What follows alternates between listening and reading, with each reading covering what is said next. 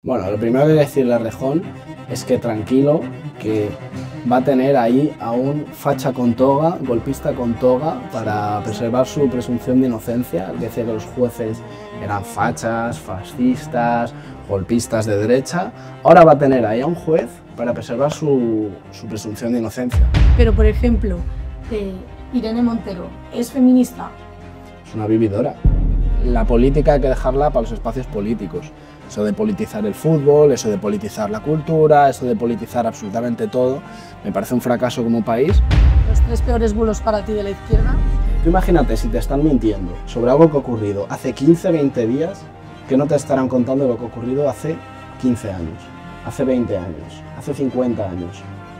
La izquierda necesita manipular el relato, manipular la versión de los hechos, manipular la historia para poder ganar en esa batalla ideológica, esa batalla por el relato. Vale, pues Ignacio Dancausa, presidente de las Juventudes de Madrid y concejal en el Ayuntamiento de Las Rozas. Muchas gracias por venir hoy con nosotros. Nada, un placer. Ya desde que me avisasteis, desde el minuto 1 estuvimos buscando un hueco y aquí estamos. Pues muchas gracias y bueno, sobre todo al principio ahora quiero que conozcamos un poco quién es Ignacio Dancausa, porque al final tienes 23 años y ya tienes pues un puesto muy importante dentro del PP, dentro de lo que cabe para lo joven que eres. Sí, entonces quiero conocer un poco de dónde te nace esta vena. Bueno, yo en mi casa nunca se ha hablado de política. Yo hasta los 15 o 16 años ni siquiera sabía quién votaban mis padres. O sea, nunca se ha hablado, nunca, no interesaba. Mi familia nunca ha estado especialmente politizada. Nunca nadie en mi familia se ha dedicado a la política. Bueno, si lo pones en Google dicen que mi madre es Concha Dancausa. Pero bueno, si sabes sumar 2 más 2, comprobarás que es mentira. Y a mí me empieza a surgir la inquietud política primero en primer bachillerato, que estoy en Estados Unidos, en el año 17-18. Pues no lo sé, me gustaba el sistema, me gustaba la forma en la que se transmitía la política, me gustaba cómo, si un colega mío decía, quiero curro, quiero trabajar porque necesito pasta, no pasaban ni 48 horas, como mucho 48 horas hasta que me decía, me han contratado aquí. Y eso en España es impensable, la gente se está meses y meses echando currículum. Y luego cuando ya, bueno, me afilié a la vuelta al Partido Popular, que fue justo cuando fue la moción de censura y cuando llegó el gobierno de Sánchez, después de ese verano yo me afilié. Y cuando realmente mi participación, he participado de verdad activamente y he hecho cosas, yo creo, constructivas y activas en política, fue cuando entré a la universidad.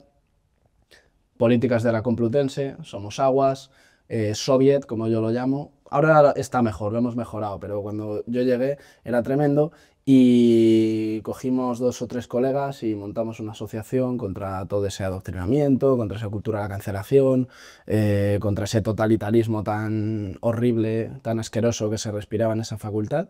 Y eso ya, pues al final yo creo que fuimos útiles, aportamos valor y fue cuando las juventudes dijeron, vamos a hacer esto desde nuestra marca. Vale, ¿y cuál es exactamente tu papel en las juventudes? ¿Qué significa ser presidente de las juventudes? El presidente de Nuevas Generaciones, bueno, el presidente, Nuevas Generaciones como organización está a cargo de la política de juventud del partido. Es decir, tú en este caso, si ves a Ayuso, también el impacto que podemos tener en el PP nacional, hacer distintas propuestas, distintas leyes, distintos mensajes, formas de comunicación enfocadas a los jóvenes, seguramente hayamos tenido algo que ver, de una forma o de otra. Y luego también es muy importante el tema de acercar la política a los jóvenes, acercar el partido a los jóvenes y estar al servicio de ellos.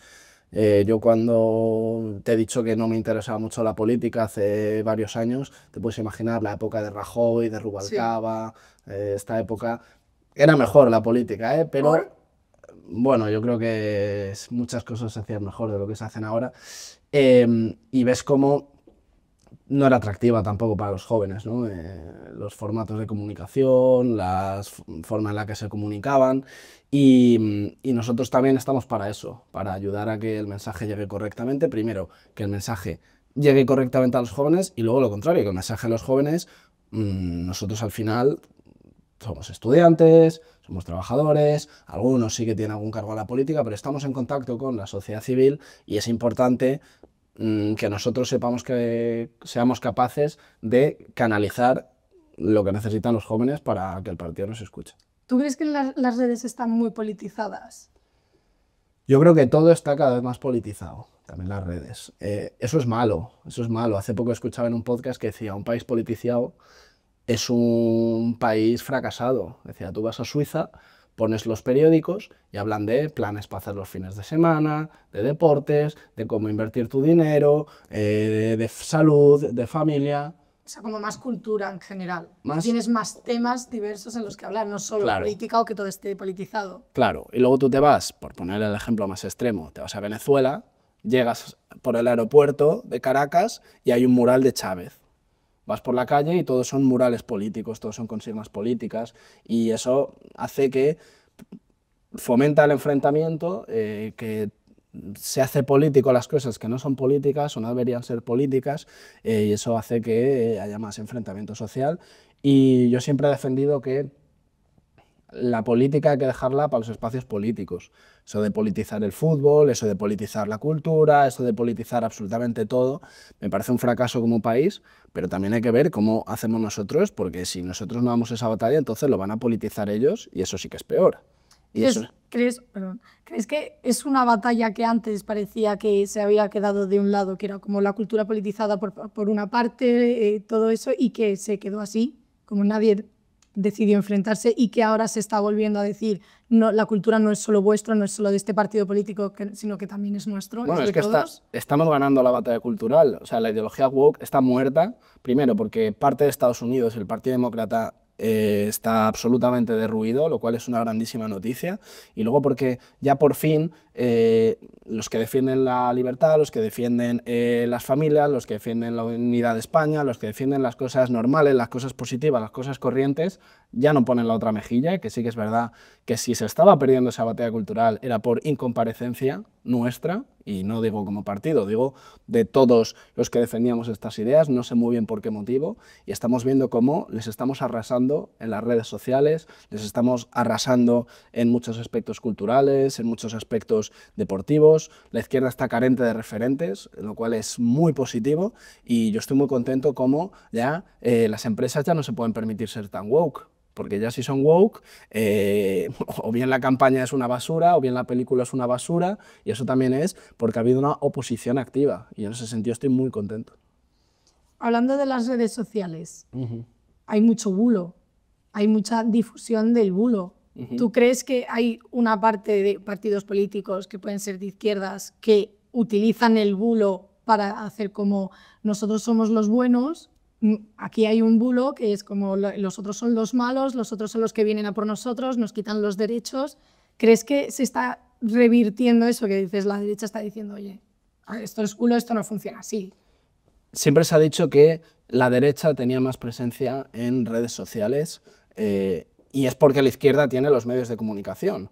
Tú si quieres ver a alguien defender lo que defiende el PSOE, pones la 1, pones la 2, pones la 3, pones la 4, pones la 5 o pones la sexta. Pones cualquier canal. Y si quieres escuchar algo distinto, pones las redes sociales. El otro día zapeando, todos los principales canales tenían una tertulia demonizando las redes sociales. Es que son malas, es que la gente miente y es que nosotros somos los buenos porque somos medios tradicionales y tenemos mecanismos. Y eso es mentira. Hemos visto cómo esta semana la agencia EFE lleva 2 bulos terribles, 2 bulos horribles, y por lo que sea, los medios de comunicación dan legitimidad o dan veracidad a lo que publica la agencia EFE. Y ahí han ido todos los medios detrás a publicar el bulo de la agencia EFE por orden del PSOE.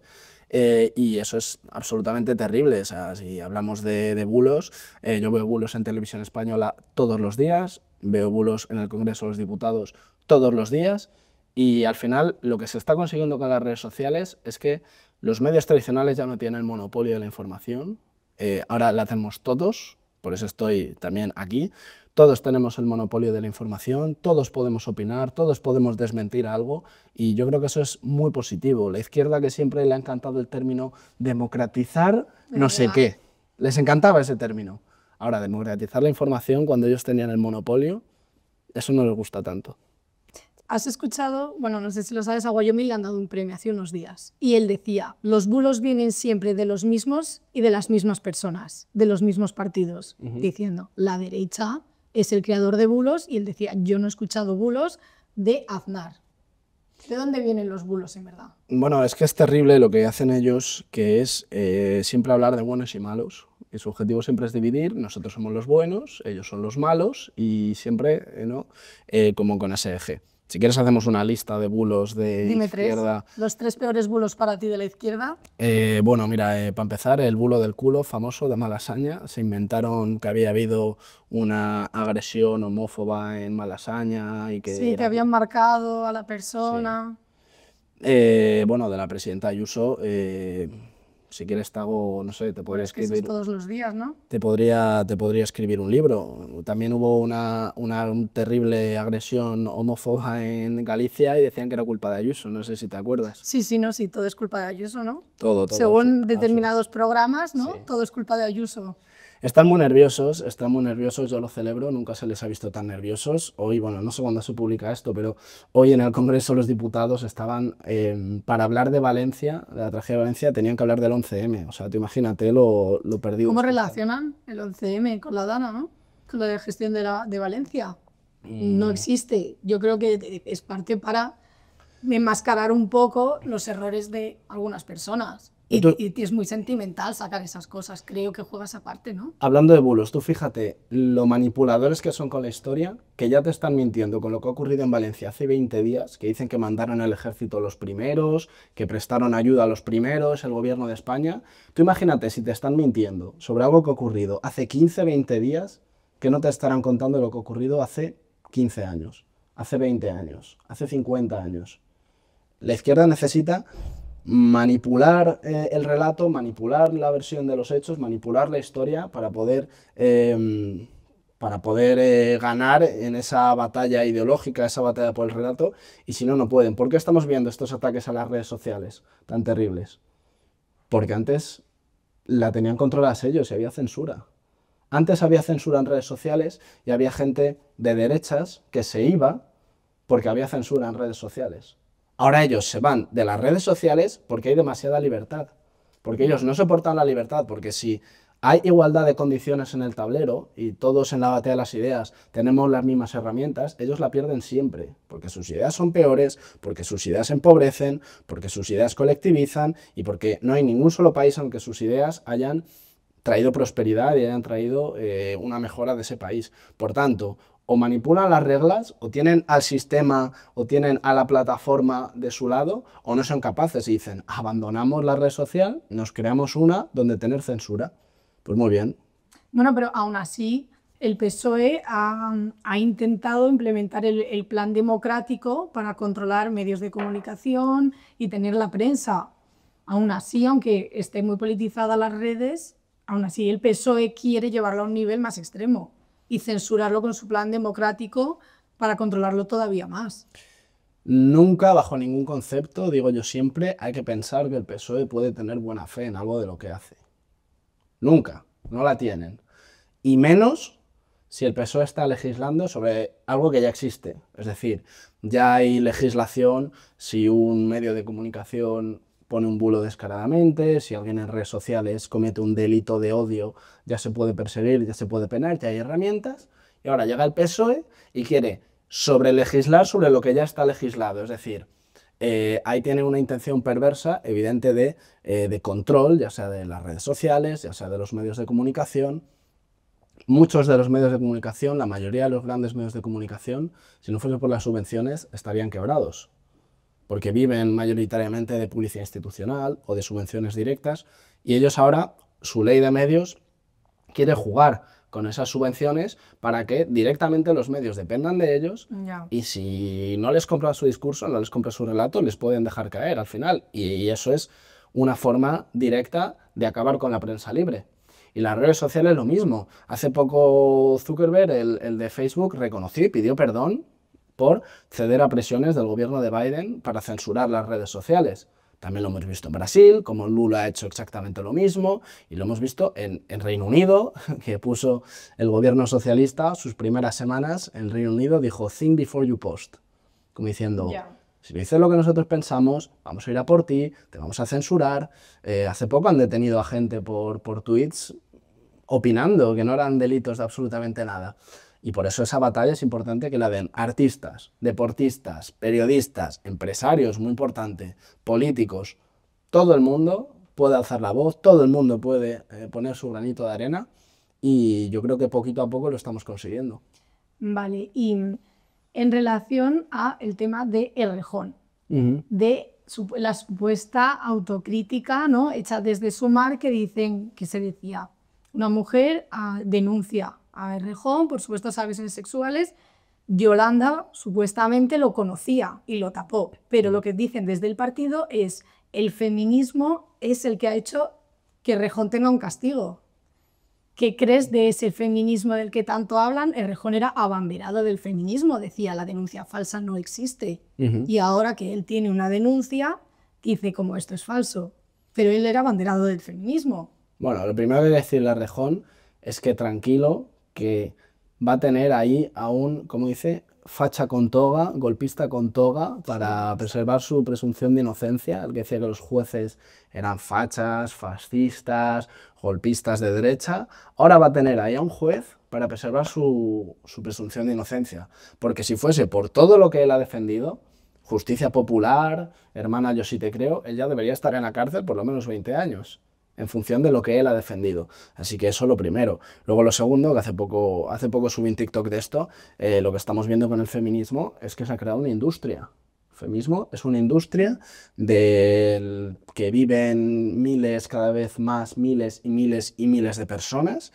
¿Y cuál es el problema de si tú haces un negocio de una tragedia? Que te conviene de alguna forma perpetuarlo. Es decir, hemos visto cómo en los últimos 20-25 años no se ha reducido, de hecho se ha aumentado el número de asesinatos de hombres a mujeres. Ha aumentado. Le han puesto cientos de millones a consejerías, concejalías, campañas, chiringuitos. No han conseguido evitar ni una sola muerte. Es decir, podemos decir objetivamente que su modelo de feminismo ha fracasado y que es inútil y que es inservible para la sociedad. O lo estamos viendo ahora que está saliendo en Netflix el documental de Jenny Hermoso, luego a las campanadas. Ahora he visto también que no sé qué programa le van a dar a Elisa. Elisa Molero ha firmado por Mediaset 150.000 al año. Ha firmado. Y ese es el verdadero problema, que están creando una industria de unas ideas que encima nos dividen, que sirve para dividirnos, sirve para que tú y yo no podamos tener una conversación normal, una relación normal entre personas adultas sin que haya incomodidad, sin que haya desconfianza, sin que todo pueda ser susceptible de ser una agresión. Pero bueno, yo celebro en cualquier caso que se esté cayendo por su propio peso. También, oye, el famoso Me Too, solo se ha llevado a rojos por delante. Solo se ha llevado a gente de izquierdas por delante, o sea, que se lo miren ellos. A mí también me hace plantearme cómo, si gente como Irene Montero tiene la percepción que tiene de los hombres, será por los hombres de izquierdas de los que ellos se rodean. Con los que se ha relacionado normalmente, ¿no? Porque sí. Pablo Iglesias también era muy feminista, pero hizo unos comentarios sobre una presentadora que dejaron mucho que desear de su vena feminista, ¿no? Bueno, yo que soy de Políticas de la Complutense, de la Facultad de Pablo Iglesias y de Monedero, ahí se dice absolutamente de todo de lo que han podido hacer estos dos profesores de esa facultad. Pues son abanderados del feminismo, los mismos que se comentan cosas. Pero, por ejemplo, Irene Montero, ¿es feminista? Es una vividora. Irene Montero es una vividora. Comentaba hace poco Roberto Vaquero, que iba con él con ella, estudió algo con Irene Montero. Comentaba cómo Irene Montero defendía su feminismo antitrans en su día y tal. Y ahora es todo lo contrario. ¿Por qué? Porque le conviene. Le conviene. Al final, las élites de Estados Unidos, que son las que anglosajonas, que son las que dirigen todo esto, les han dicho que tienen que defender toda la ideología de género y todo esto, y es lo que toca al final. A ver, Irene Montero es como muy abanderada del feminismo y en el último también, el programa que hasta ahora trabaja con Risto, le intentó meter a calzador el uso del todes. No, es absurdo. Y otra cosa que yo digo siempre es como todas y cada una de las banderas de lo progre y de lo woke son profundamente anglosajonas, son cosas que se han forjado en las universidades más pijas, más ricas de Estados Unidos y de Reino Unido, y nos las están intentando meter a capón en España, cuando son absolutamente contra nuestra cultura y contra todo lo que representamos. Y lo bueno de esto es que, como en España tenemos una cultura tan fuerte, no hemos dejado que estas ideas penetren en nuestra sociedad como sí lo han hecho en otros países. Un amigo mío se fue de Erasmus a Reino Unido. Me dice, voy a una tienda y me preguntan antes de atenderme por qué género y por qué pronombres me debo referir a ellos. O los coches de policía tienen la bandera trans. Y dices, joder, muy mal, hay que seguir combatiendo Irene Montero, pero me alegro y celebro que España tenga una cultura fuerte y unos valores mucho más fuertes que otras sociedades y no dejemos penetrar esa basura ideológica en nuestro país. ¿Y cómo crees que desde las juventudes conseguís que ese discurso se vaya desechando cada vez más? El resaltar de esto no es nuestra cultura, esto no somos nosotros, esto no es lo nuestro. Pues mira, yo de lo que más orgulloso estoy, lo poquito que llevo en política o en activismo, es con lo que se ha hecho en políticas de la Complutense, con lo que se ha hecho en Somosaguas.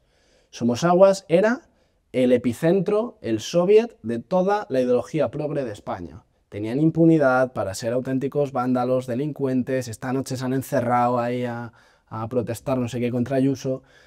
Y eso está cambiando. Por ejemplo, nosotros desde el minuto 1 que empezamos con Libertad sin Ira, nuestro primer acto tuvo una cancelación política arbitraria. Nuestro segundo acto tuvo un escrache violento. Nos presentamos a las elecciones y fueron 15 días de campaña de persecución, de carteles con nuestra cara, de amenazas, por unas elecciones al claustro de la universidad. O sea, fíjate tú qué chorrada. Y ahora se están haciendo actos políticos en políticas de la Complutense con total normalidad, porque llevamos más de 3 años de estrategia de desgaste. Era o ellos o nosotros, o los totalitarios o nosotros. Nosotros vamos a seguir haciendo los actos, vamos a seguir denunciando en medios de comunicación a toda la gentuza que está propiciando esto, hasta que ellos se cansen. Y ya parece que se han cansado, ya no son, por lo menos no van tan de frente. Lo que hemos conseguido es que se acabe la impunidad en políticas de la Complutense, siga habiendo totalitarismo, pero por lo menos ya tiene una respuesta y lo más importante, que se piensan las cosas 2 veces antes de hacerlas. Pero ¿no te parece que ese concepto, o sea, la izquierda a veces tiene un concepto muy de nosotros somos los represaliados, nosotros somos los perseguidos, y luego cuando ellos han tenido que demostrar que hay unas elecciones para lo que tú dices, ellos han hecho lo mismo?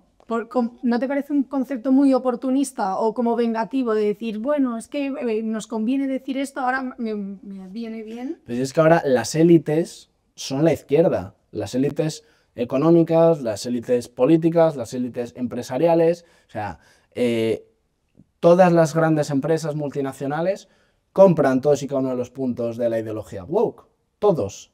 Netflix es el mayor aparato propagandístico que tiene el progrerío mundial para meter, a través de soft power, para meter la ideología a todo el mundo en el cerebro. Las universidades, lo mismo. O sea, las universidades de Estados Unidos principalmente, que al final en España son una copia barata, grandes universidades, Yale, Georgetown, o sea, universidades de altísimo prestigio y altísimo nivel, estamos viendo cómo están perdiendo su prestigio precisamente porque la izquierda las está tomando. Eso es terrible. ¿Y en España no crees que, tú has dicho, en las élites está la izquierda, pero no crees que la izquierda está cayendo hacia abajo, está arrastrada de haber estado en la política? Pablo Iglesias pegó un boom muy alto en la Complutense, era Dios, por así decirlo. Sí. Llegó a lo más alto y de repente se lo ha tragado y ya no tiene ese arrastre que tenía antes de la gente. Bueno, porque ellos son muy buenos activistas.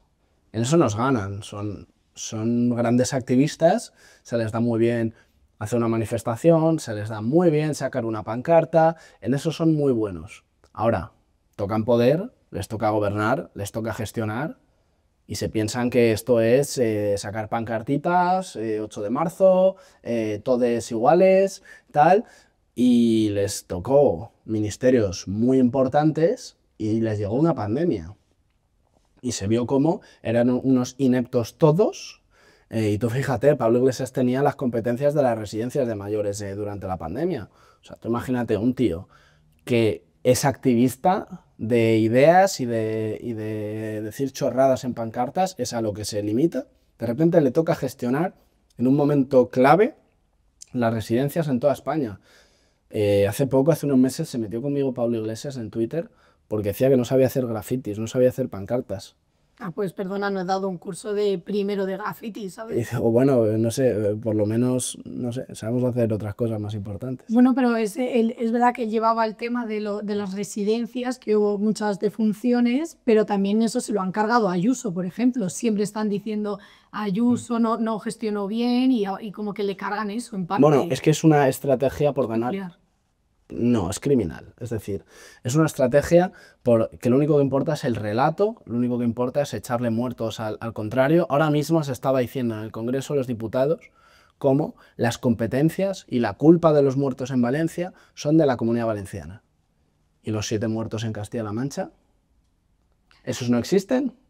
¿Esos son menos importantes porque gobierna el PSOE? O sea, me estás diciendo que afecta a varias comunidades autónomas y no es competencia nacional. Es competencia de una de las comunidades autónomas afectadas.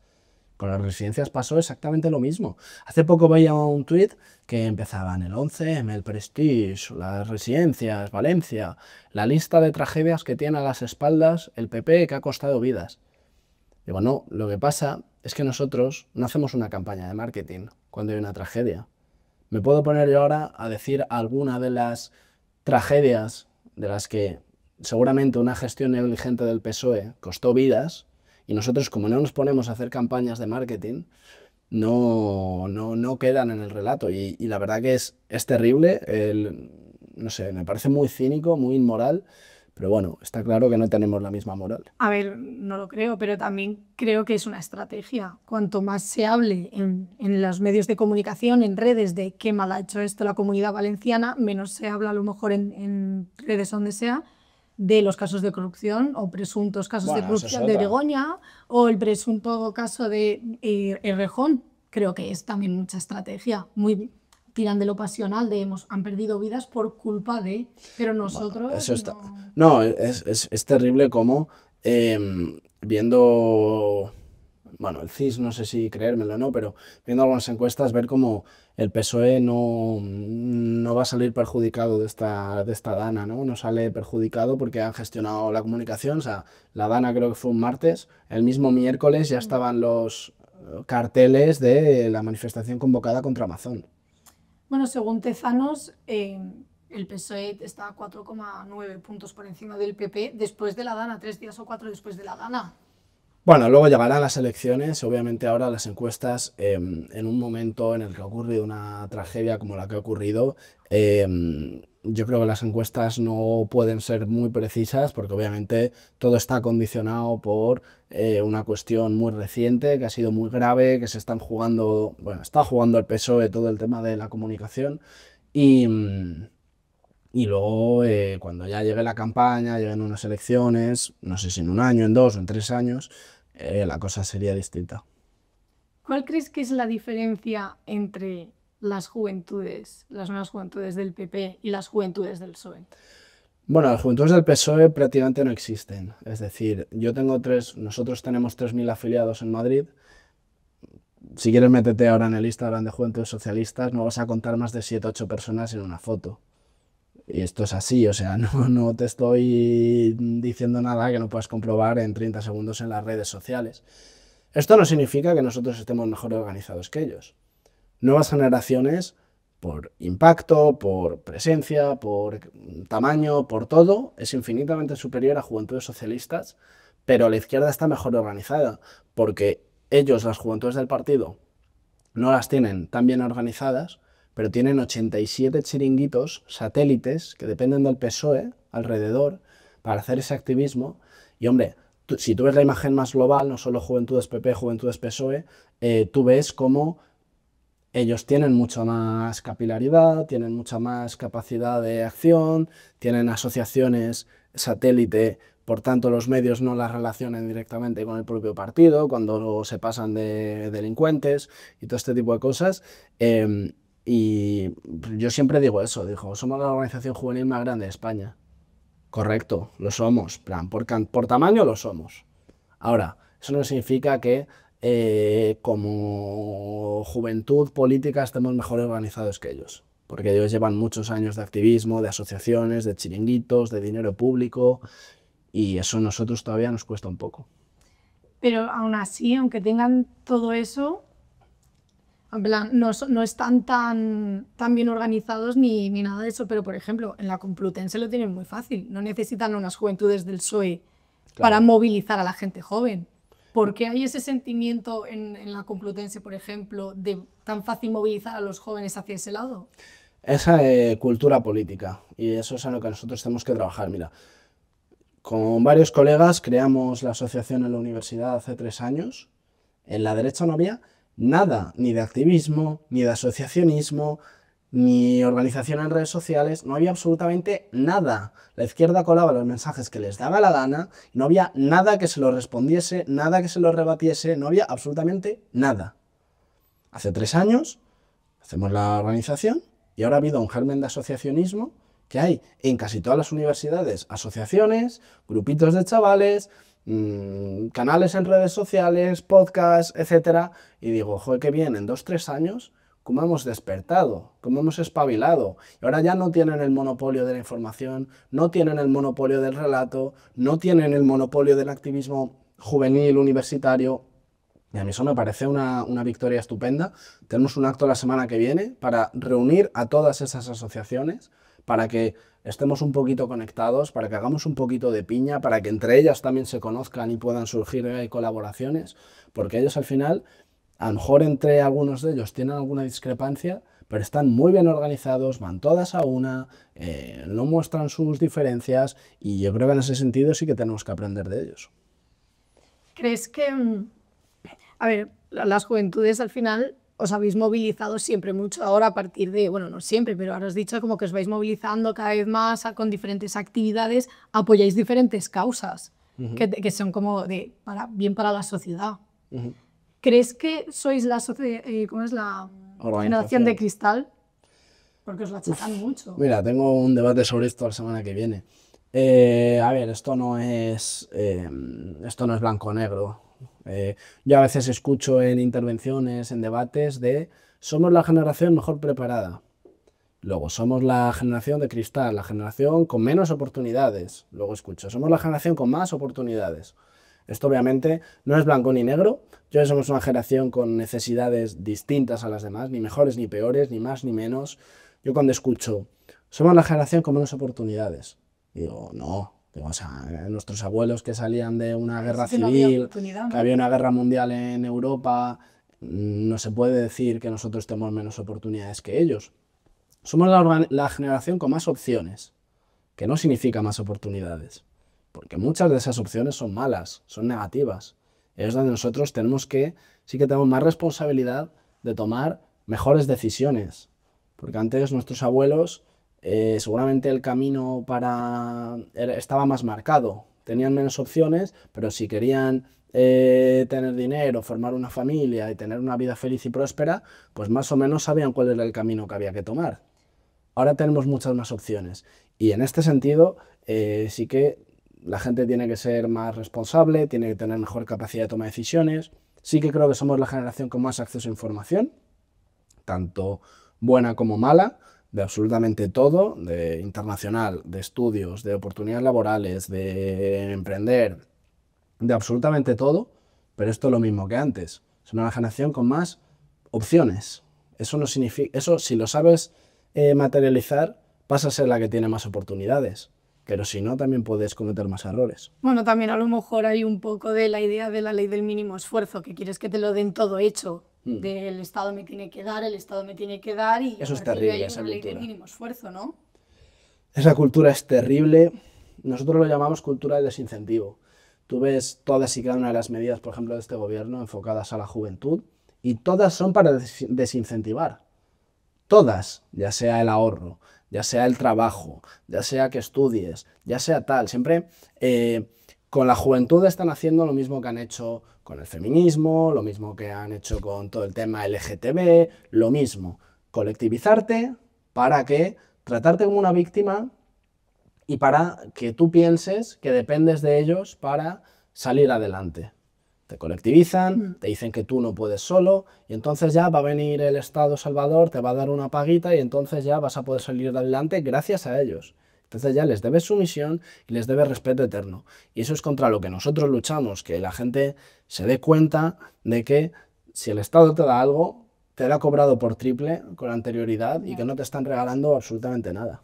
Bueno, pues esperemos que poco a poco esta ideología del sectarismo y tal se vaya como trabajando poco a poco, pero muchas gracias, Ignacio, por Nada. haber venido hoy y contarnos de manera tan estupenda. Nada, la lo que verdad, sobre las nuevas necesitéis. juventudes, la verdad, muy interesante. Lo que necesitéis. Yo siempre que me llaman medios o canales independientes, yo encantado. También cuando me llaman en vídeo, también encantado. Estoy Ya, ya me intentando evitar imagino. los digitales, así que nada, encantado. Muchísimas gracias, Ignacio. Nada, a vosotros.